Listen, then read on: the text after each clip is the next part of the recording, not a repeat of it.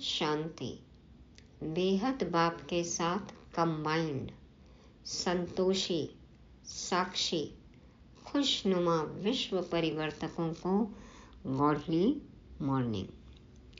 नज़र से निहाल किंदा स्वामी। सतगुरु की एक नज़र पड़ते ही बदहाल से हो गए हम खुशहाल, कंगाल से हो गए मालामाल। है ना कुछ ऐसा अनुभव सभी का? तो अब तो दिल में खुशी के नगाड़े बजने चाहिए, जय जयकार होने को है। हाय हाय तो अब वाह वाह में बदल गई। हम संतुष्ट, श्रेष्ठ, संपत्तिवान बन गए। बाबा आज हमें हमारी जिम्मेवारी भी याद दिलाते हैं।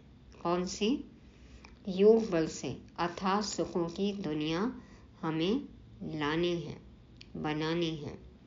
इसलिए हर समय अपने संकल्प, बोल व कर्म पर अटेंशन हो। चेक करना है कि हम कभी विकारों के अधीन तो नहीं हो जाते हैं, और रात को कैसे सोना है वो भी समझेंगे। तो हमारी दिनचर्या, रात्रिचर्या सदा नियम मर्यादा प्रमाण हो। आज की मुरली राजयोग का मिनी कोर्स है, तो सुनते हैं 25 अक्टूबर 2024 की शिव वाणी। मीठे बच्चे, बाप की एक नज़र मिलने से सारे विश्व के मनुष्य मात्र निहाल हो जाते हैं। इसलिए कहा जाता है नज़र से निहाल किंदा स्वामी। भक्ति में कहते आए ना, कृपा दृष्टि बनाए रखिए। बस एक नज़र निहार लीजिए, हमें देख लीजिए, आपकी एक नज़र हम पर पड़ जाए बस। तो देखो बाबा आ गए हैं। बाबा की एक नज़र मिलने से सारे विश्व के मनुष्य मात्र निहाल कैसे हो जाते हैं? क्योंकि मुक्ति, जीवन मुक्ति को पाते हैं। इसलिए कहते हैं नज़र से निहाल किंदा स्वामी। प्रश्न है, तुम बच्चों के दिल में खुशी के नगाड़े बजने चाहिए। क्यों? बाबा उत्तर में कहते, क्योंकि तुम जानते हो बाबा आया है सबको साथ ले जाने। अब हम अपने बाप के साथ घर जाएंगे। हाहाकार के बाद जय जयकार होने वाली है। अभी हाहाकार है सब जगह, अब जय जयकार होने ही वाली है। बाप की एक नज़र से सारे विश्व को मुक्ति, जीवन मुक्ति का वर्षा मिलने वाला है। सारी विश्व निहाल हो जाएगी। सबको चाहिए ना, मुक्ति चाहिए, मोक्ष चाहिए, स्वर्ग चाहिए, सबकी मनोकामनाएं पूरी हो जाती हैं।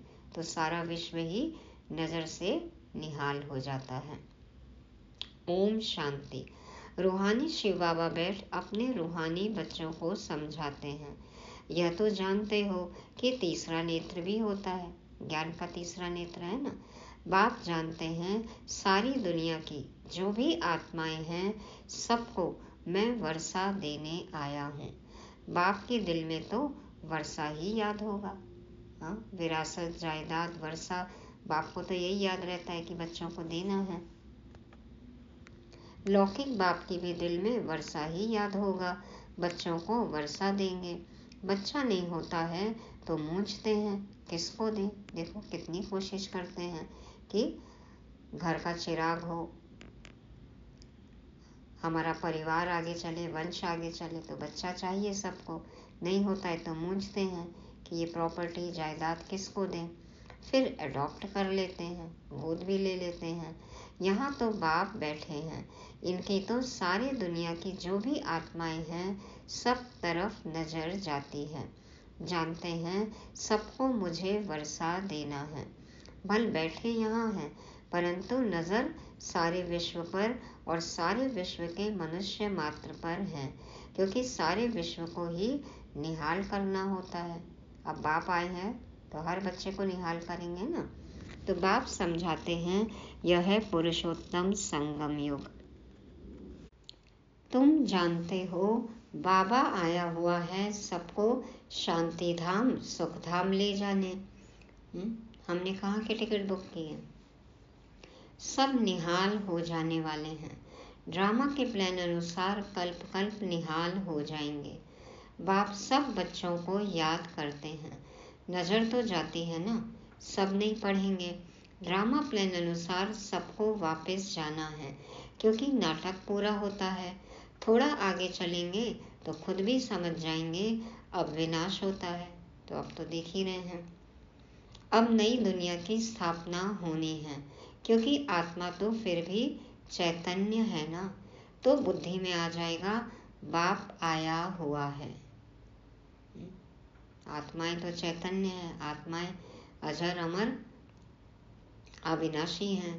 तो नई दुनिया तो चाहिए, विनाश हो जाएगा तो नई दुनिया की स्थापना हो रही है इसीलिए हमारे लिए। तो बाबा कहते हैं बुद्धि में आ जाएगा बाप आया हुआ है, पैराडाइज स्थापन होगा और हम शांति धाम में चले जाएंगे। सबकी गति होगी ना, बाकी तुम्हारी सदगति होगी। अभी बाबा आया हुआ है, हम स्वर्ग में जाएंगे, जय जयकार हो जाएगी। अभी तो बहुत हाहाकार है, सब हाय हाय कर रहे हैं। कहाँ अकाल पड़ रहा है, कहाँ लड़ाई चल रही है, कहाँ भूकंप होते हैं, हजारों मरते हैं। मौत तो होना ही है, होलसेल मौत हो रही है। अकाल, लड़ाई, भूकंप सब देख रहे हैं ना। मन में जैसे कि खुशी का अकाल है, मन में द्वंद्व चल रहा है, मन मन में महाभारत चल रही है। मन में भूकंप हो रहा है। कितने चक्रवाती तूफान संकल्पों के। और देखो भूकंप के बाद कैसे झटके आते हैं, तो जैसे कि संकल्पों की पुनरावृत्ति, बार बार संकल्प, वही पुराने संकल्प फिर एक के बाद एक और आते जा रहे हैं, संकल्पों की वृद्धि होती जा रही है। तो ये सब क्या है, भूकंप ही तो है ना। बाबा कहते हैं हजारों मरते रहते हैं, मौत तो होना ही है। जीवन जीते हुए भी देखो हर पल जैसे मर ही रहे हैं। जब दुखी हो रहे हैं, जब बाबा को भूल रहे हैं, जैसे कि मौत है। तो बाबा कहते हैं मौत तो होना ही है, और ये सब भी होलसेल मौत तो होना ही है। सतयुग में यह बातें होती नहीं, बाप जानते हैं। अब मैं जाता हूँ, फिर सारे विश्व में जय जयकार हो जाएगी। मैं भारत में ही जाऊंगा। बाबा की फेवरेट प्लेस है भारत। सारे विश्व में भारत जैसे गांव है। बाबा के लिए तो गांव ठहरा। देखो बाबा के लिए तो गांव ही है ना। परम धाम के आगे तो फिर भारत इस समय कैसा है, गांव ही है। बहुत थोड़े मनुष्य होंगे। सतयुग में सारी विश्व जैसे एक छोटा गांव था, अभी तो कितनी वृद्धि हो गई है। बाप की बुद्धि में तो सब है ना। अब इस शरीर द्वारा बच्चों को समझा रहे हैं। तुम्हारा पुरुषार्थ वही चलता है जो कल्प कल्प चलता है। बाप भी कल्प वृक्ष का बीज रूप है। यह है कॉर्पोरियल झाड़, कॉर्पोरियल झाड़ है। ऊपर में है इनकॉर्पोरियल झाड़, ऊपर में है आत्माओं का झाड़ और अभी है मनुष्यों का झाड़। शरीर में आने के बाद जीव आत्माओं का झाड़। तुम जानते हो यह कैसे बना हुआ है। यह समझ और कोई मनुष्य में नहीं है। बेसमझ और समझदारों का फर्क देखो। अभी बताया ना बाबा ने, बेअक्ल और अक्लमंद। तो कहाँ समझदार स्वर्ग में राज्य करते थे, उनको कहा ही जाता है सचखंड, हेवन। अभी तुम बच्चों को अंदर में बड़ी खुशी होनी चाहिए। क्यों खुशी हो, बाबा आया हुआ है। यह पुरानी दुनिया तो जरूर बदलेगी। जितना जितना जो पुरुषार्थ करेंगे उतना पद पाएंगे। बाप तो पढ़ा रहे हैं। यह तुम्हारी स्कूल तो बहुत वृद्धि को पाती रहेगी, बहुत हो जाएंगे। ये साकार मुरली है। अब देखो कितने ब्राह्मण बच्चे आ गए। सबका स्कूल इकट्ठा थोड़ी होगा, इतने रहेंगे कहाँ। देखो इसीलिए बाबा मिलन के लिए भी टर्न बनाए गए हैं। एक साथ तो सब रह नहीं सकते। तुम बच्चों को याद है अभी हम जाते हैं सुखधाम। जैसे कोई भी विलायत में जाते हैं तो 8-10 वर्ष जाकर रहते हैं ना, कमाई के लिए निकलते हैं, फिर आते हैं भारत में। भारत तो गरीब है, विलायत वालों को यहाँ सुख नहीं आएगा। जितनी सुख सुविधा विदेशों में है तो भारत में उनको थोड़ी असुविधा होती है। वैसे तुम बच्चों को भी यहाँ सुख नहीं है। तुम जानते हो हम बहुत ऊंची पढ़ाई पढ़ रहे हैं जिससे हम स्वर्ग के मालिक देवता बनते हैं। वहाँ कितने सुख होंगे, उस सुख को सभी याद करते हैं। यह गाँव तो याद भी नहीं आ सकता, इनमें तो अथाह दुख है। ये गाँव मतलब ये कलयुग, फिर तो याद ही नहीं रहेगा। सतयुग के सामने तो कलयुग को कौन याद करेगा। हमको भी अब पता चल गया है कि सतयुग में अथाह सुख और अभी कलयुग में अथाह दुख, तो कौन याद करेगा कलयुग को, सतयुग को ही याद करेंगे ना। तो बाबा कहते हैं यह गाँव तो याद भी नहीं आ सकता, इनमें तो अथाह दुख है।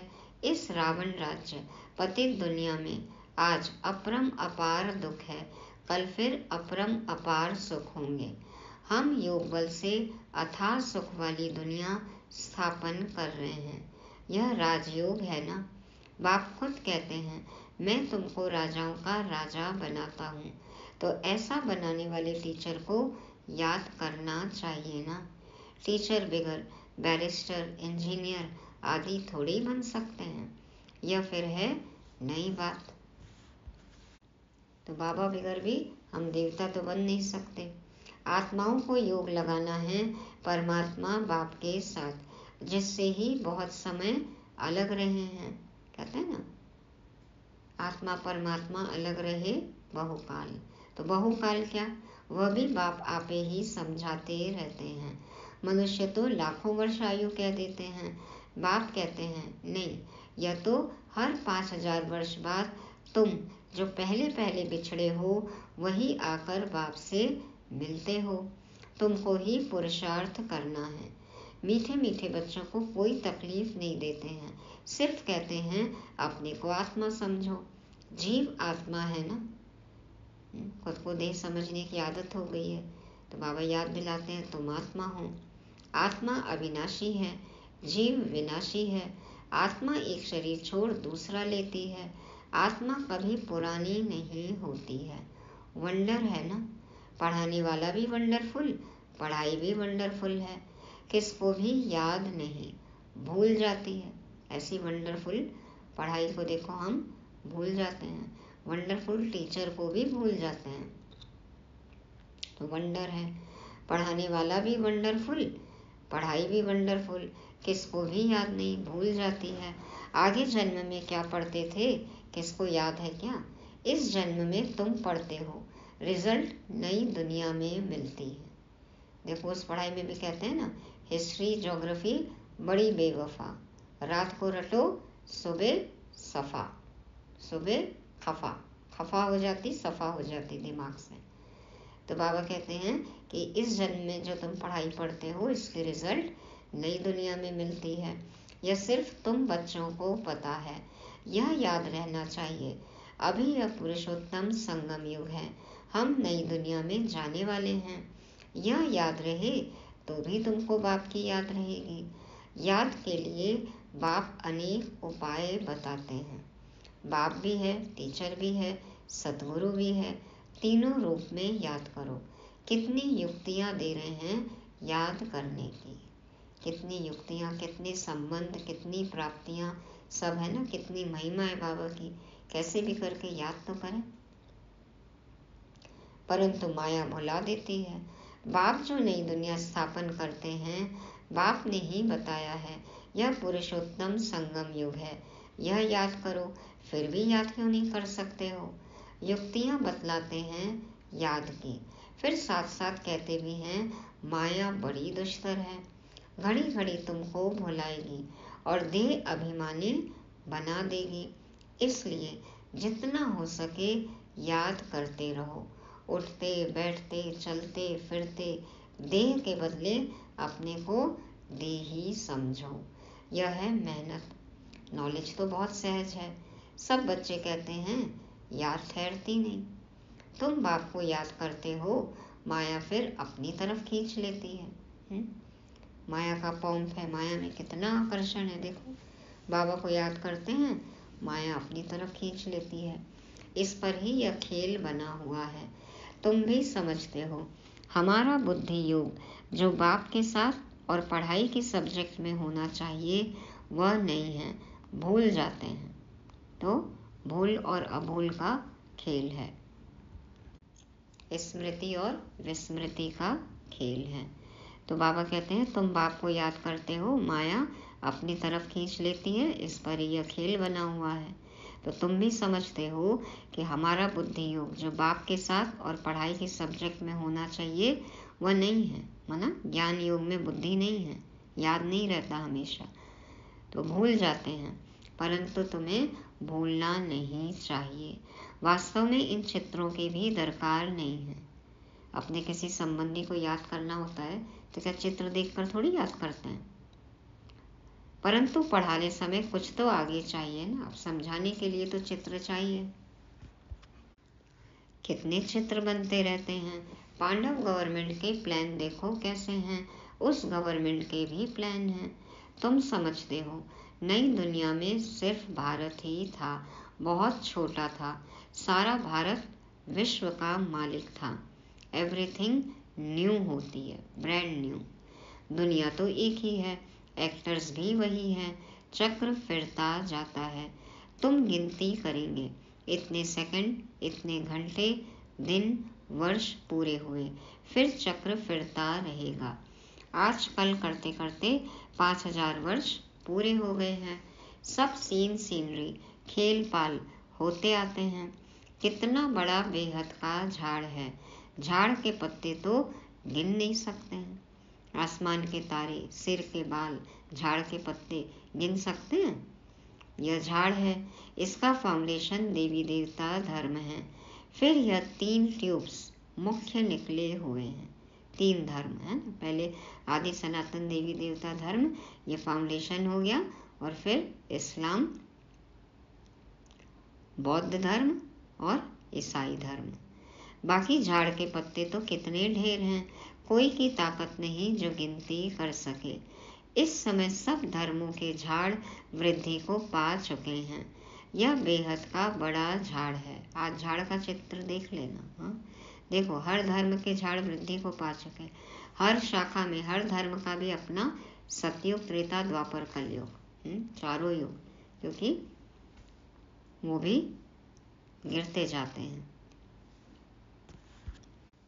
तो बाबा कहते हैं बाकी झाड़ के पत्ते तो कितने ढेर हैं, कोई की ताकत नहीं जो गिन सके।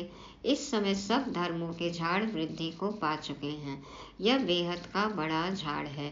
यह सब धर्म फिर नहीं रहेंगे। अभी सारा झाड़ खड़ा है, बाकी फाउंडेशन है नहीं। बैनियन ट्री का मिसाल बिल्कुल एक्यूरेट है कोलकाता में। यह एक ही वंडरफुल झाड़ है। बाप ने दृष्टांत भी ड्रामा में यह रखा है समझाने के लिए। फाउंडेशन है नहीं। इसी तरह का एक छोटा सा झाड़ दिलवाड़ा मंदिर के पीछे की जगह है, वहां पर भी एक ऐसा ही झाड़ है। कोलकाता का बैनियन ट्री तो बहुत फैला हुआ है, लेकिन वो एक छोटा सा झाड़ है जिसमें कि पहले तना दिखता है, फाउंडेशन हो गया आदि सनातन देवी देवता धर्म, और फिर 3 ट्यूब्स निकली हुई हैं जैसे।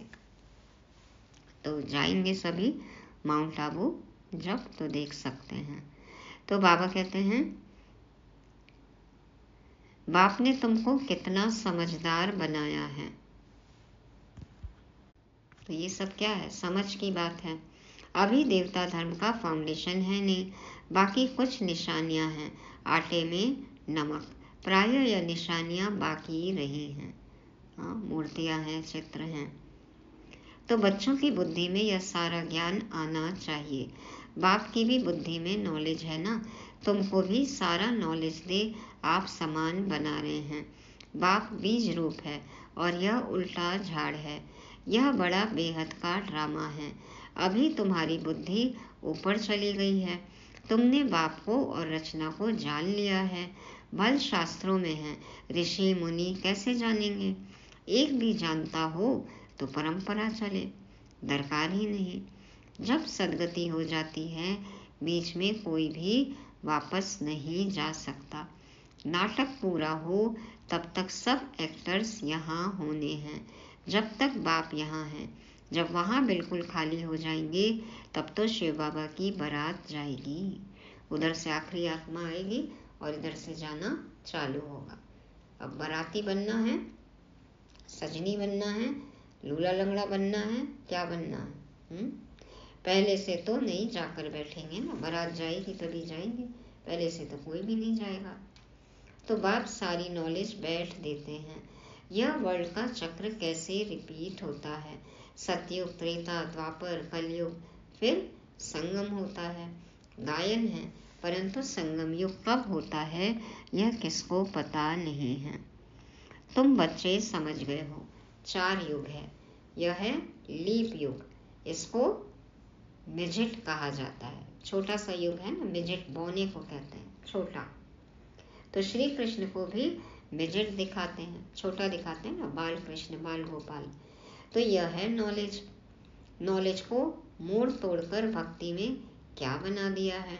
सारा ज्ञान जो है, जो ज्ञान का सूत है, वो पूरा मूंझा हुआ है। उनको समझाने वाला तो एक ही बाप है। प्राचीन राजयोग सिखलाने लिए विलायत में जाते हैं। वह तो यह है ना, प्राचीन अर्थात पहला। सहज राजयोग सिखलाने बाप आए हैं। कितना अटेंशन रहता है। तुम भी अटेंशन रखते हो कि स्वर्ग स्थापन हो जाए। आत्मा को याद तो आता है ना। बाप कहते हैं यह नॉलेज तो मैं अभी तुमको देता हूँ, फिर मैं ही आकर दूंगा। यह नई दुनिया के लिए नया ज्ञान है। यह ज्ञान बुद्धि में रहने से खुशी बहुत होती है, बाकी थोड़ा टाइम है, अब चलना है। एक तरफ खुशी होती है, दूसरी तरफ फिर फील भी होता है। एक तरफ तो खुशी और एक तरफ क्या फील होता है, अरे ऐसा मीठा बाबा हम फिर कल्प बाद देखेंगे। सतयुग में सब कुछ होगा लेकिन बाबा नहीं होगा। कहाँ मिलेगा ऐसा प्यार बाबा का हमें सतयुग में? तो फील तो होता है ना। इसलिए लगता है कि संगम युग का एक एक पल बाबा के साथ ही बिताएं, और कितना न लंबा हो जाए ये संगम युग। तो बाबा कहते हैं एक तरफ तो खुशी होती है, दूसरी तरफ फिर फील भी होता है। अरे ऐसा मीठा बाबा हम फिर कल्प बाद देखेंगे। बाप ही बच्चों को इतना सुख देते हैं ना। बाप आते ही हैं शांति धाम सुख धाम में ले जाने। तुम शांति धाम सुख धाम को याद करो तो बाप भी याद आएगा। इस दुख धाम को भूल जाओ। बेहद का बाप बेहद की बात सुनाते हैं। पुरानी दुनिया से तुम्हारा ममत्व निकलता जाएगा तो खुशी भी होगी। जितना यहाँ की चीज़ों में मोह बढ़ेगा उतना ही दुखी होंगे, और जैसे जैसे यहाँ की चीज़ों से, व्यक्तियों से, संबंधों से, पुराने आसुरी स्वभाव संस्कार से मोह निकलता जाएगा तो खुशी होती जाएगी। तुम रिटर्न में फिर सुख धाम में जाते हो, सतो प्रधान बनते जाएंगे। कल्प कल्प जो बने हैं वही बनेंगे और उनको ही खुशी होगी। फिर यह पुराना शरीर छोड़ देंगे, फिर नया शरीर लेकर सतो प्रधान दुनिया में आएंगे। यह नॉलेज खलास हो जाएगी। बातें तो बहुत सहज हैं। रात को सोते समय ऐसे ऐसे सिमरन करो तो भी खुशी रहेगी। रात को ज्ञान का मनन चिंतन भी करना है, बाबा को भी याद करना है, योग बल जमा करना है, बाबा की गोदी में ही सो जाना है। सोने से पहले अपना चार्ट देना है, पोता मेल सारा बाबा को सच्चा सच्चा बताना है। तो बाबा कहते हैं ऐसे याद करते रहो, सिमरन करते रहो तो खुशी रहेगी। हम यह बन रहे हैं। सारे दिन में हमने कोई शैतानी तो नहीं की। 5 विकारों से कोई विकार ने हमको सताया तो नहीं, लोभ तो नहीं आया। अपने ऊपर जांच रखनी है। डायरी लिखते थे ना पहले, इसी तरह से पूरे दिन का अपना एक एक संकल्प, बोल और कर्म चेक करना है, जांच रखनी है खुद के ऊपर। अच्छा, मीठे मीठे सिके लदे बच्चों प्रति माता पिता बाप दादा का याद, प्यार और गुड मॉर्निंग। रूहानी बाप के रूहानी बच्चों को नमस्ते। हम रूहानी बच्चों के रूहानी बाप दादा को याद, प्यार, गुड मॉर्निंग और नमस्ते। शुक्रिया बाबा, शुक्रिया। धारणा के लिए मुख्य सार। पहला पॉइंट, योग बल से अथाह सुखों वाली दुनिया स्थापन करनी है। इस दुख की पुरानी दुनिया को भूल जाना है। खुशी रहे किस बात की कि हम सचखंड के मालिक बन रहे हैं। दूसरा, रोज अपनी जांच करनी है कि सारे दिन में कोई विकार ने सताया तो नहीं, कोई शैतानी काम तो नहीं किया, लोभ के वश तो नहीं हुए। वरदान है आज का, वरदाता द्वारा सर्वश्रेष्ठ संपत्ति का वरदान प्राप्त करने वाले संपत्तिवान भव। वरदाता द्वारा सर्वश्रेष्ठ संपत्ति का वरदान प्राप्त करने वाले संपत्तिवान भव। बाप दादा समझाते हैं, किसी के पास अगर सिर्फ स्थूल संपत्ति है तो भी सदा संतुष्ट नहीं रह सकते, क्योंकि और चाहिए, जितनी है उससे संतुष्टता नहीं मिलती। स्थूल संपत्ति के साथ अगर सर्व गुणों की संपत्ति, सर्व शक्तियों की संपत्ति और ज्ञान की श्रेष्ठ संपत्ति नहीं है तो संतुष्टता सदा नहीं रह सकती। चलो, स्थूल संपत्ति है लेकिन गुण नहीं, शक्ति नहीं, ज्ञान नहीं, तो फिर तो भी संतुष्ट नहीं हो सकते। आप सबके पास तो यह सब श्रेष्ठ संपत्तियां हैं। दुनिया वाले सिर्फ स्थूल संपत्ति वाले को संपत्तिवान समझते हैं, लेकिन वरदाता बाप द्वारा आप बच्चों को सर्वश्रेष्ठ संपत्तिवान भव का वरदान मिला हुआ है। Money is something, not everything.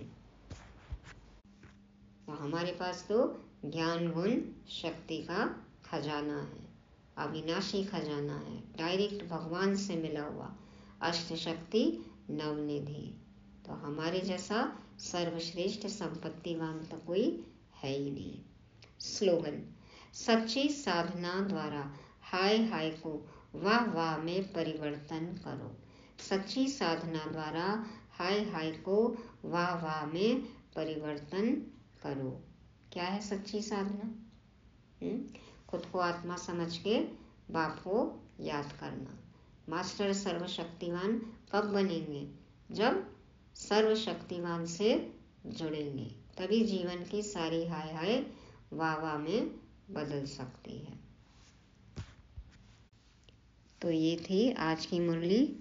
क्या याद रखना है? पहली बात, नजर से निहाल। बाबा से दृष्टि मिलती है, साकार में मिली और अव्यक्त में भी दृष्टि लेके हमें नजर से निहाल होना है। भक्ति में मांगते आए ना कृपा दृष्टि, और बाबा देखो सम्मुख आते हैं, नजरों से निहाल करते हैं, सबको गति सदगति मिलती है। तो अव्यक्त मिलन में बाबा से दृष्टि लेनी है, नजरों से निहाल होना है। दूसरा, मन में हमेशा खुशी का नगाड़ा बजता रहे, खुशी का नगाड़ा। बाबा मिल गया और कहाँ जाने वाले हैं हम, क्या प्राप्तियां हो रही हैं, क्या होने वाली हैं, तो सदा खुशी का नगाड़ा बजे। तीसरा, रात्रि योग। अमृत वेला तो है ही, पूरी दिनचर्या है, और रात्रि में भी योग, मनन, चिंतन, सिमरन। चौथा, सच्ची साधना। सच्ची साधना करेंगे तो ये जीवन वाह वाह होगा। और पांचवा, सर्वश्रेष्ठ संपत्तिवान। तो ज्ञान, गुण, खजाने, शक्तियों के खजाने सब हमें बुद्धि में इमर्ज रहें, यूज करें। हमारे जैसा संपत्तिवान कोई नहीं दुनिया में, हम हैं सबसे धनवान, माला माल। क्यों? क्योंकि बाप की नजरों से हो गए निहाल। ओम शांति।